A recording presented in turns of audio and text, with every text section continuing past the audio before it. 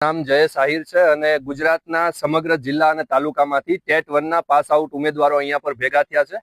વિદ્યાર્થીઓની એક જ માંગણી છે સરકાર સમક્ષ કે લાસ્ટ ટાઈમના જે રોસ્ટર પ્રમાણે 27% ઓબીસી અનામત મળવું જોઈએ।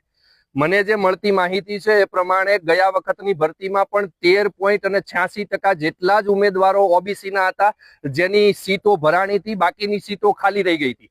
હવે એની સાપેક્ષમાં આ વખતે ઉમેદવારો જ્યારે અહીંયાથી જિલ્લાઓમાંથી ભેગા થાય છે, વારંવાર સરકારને રજૂઆત કરે છે, તેમ છતાં સરકારના જે અધિકારીઓ, જે હોદ્દેદારો છે, એ ખાલી એટલો જ જવાબ આપે છે કે તમારી માંગણીઓને ધ્યાનમાં લઈ લઈશું। ખોટા અલગ અલગ જે બહાનાઓ છે એ બહાનાઓ વિદ્યાર્થીઓને બતાવે છે। કોઈ યોગ્ય સંતોષકારક જવાબો મળતા નથી।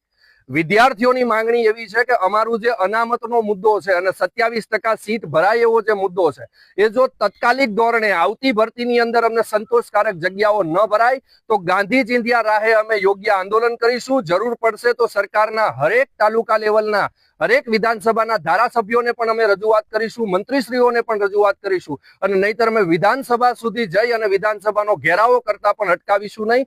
કારણ કે શિક્ષણની જે શક્તિ છે એ શિક્ષણની શક્તિ સામે હંમેશને માટે સરકાર ઝૂકતી આવી છે આદિ અનાદિકાળથી, અને હજુ પણ ઝૂકશે એવી તાકાત ગુજરાતનો વિદ્યાર્થી ધરાવે છે। અસ્તુ। હું ટેટ 1 ઉમેદવાર, મારું નામ ધારા છે। અમે આજરોજ 27%ની માંગણી કરવા માટે અહીંયા આવી રહ્યા છીએ। અમે લગભગ 3 થી 4 વાર આ ભરતી માટે આંદોલન આવેદનો લઈને આવ્યા છીએ, પણ અમને અત્યાર સુધી સેટિસ્ફેક્શન આન્સર કોઈ જગ્યાએ મળ્યો નથી।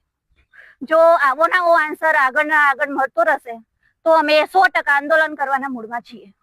અને કોઈ બી જો અહીંયા કાર્યકર્તાઓ અમારી વાતને આગળ સુધી રજૂઆત નહીં કરે તો અમે અમારા જે મુદ્દા માટે છેક સુધી આગળ સુધી પહોંચવા માટે અમે સક્ષમ છીએ।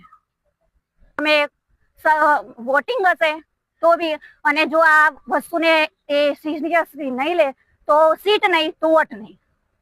અમારે અમારી 27%ની સીટો પૂરેપૂરી અમને મળવી જ જોઈએ। અમને એ લોકો કહે છે કે રોસ્ટર પ્રમાણે અમે આ ભરતી કરી રહ્યા છીએ, પણ રોસ્ટરની પારદર્શિતા અમે ક્લિયરલી બતાવતા જ નથી। જો રોસ્ટર એટલું બધું ક્લિયર હોય તો તમે ઓનલાઈન અપડેટ કરો, પણ એ વસ્તુ એ અપડેટ બી નથી કરી રહ્યા। તો આ વસ્તુ એ લોકોને આગળ લઈને ચેક કરવાની જરૂર છે કે તમે આ રોસ્ટરને તમે પારદર્શિક કરી અને તમે ઓનલાઈન જાહેર કરી શકો છો, જે એ લોકો કરી નહીં રહ્યા। આ વસ્તુ એ લોકોને માર્ક કરવાની જરૂર છે, નોંધ લઈ અને આ વસ્તુ પર વિચારવાની જરૂર છે। અસ્તુ।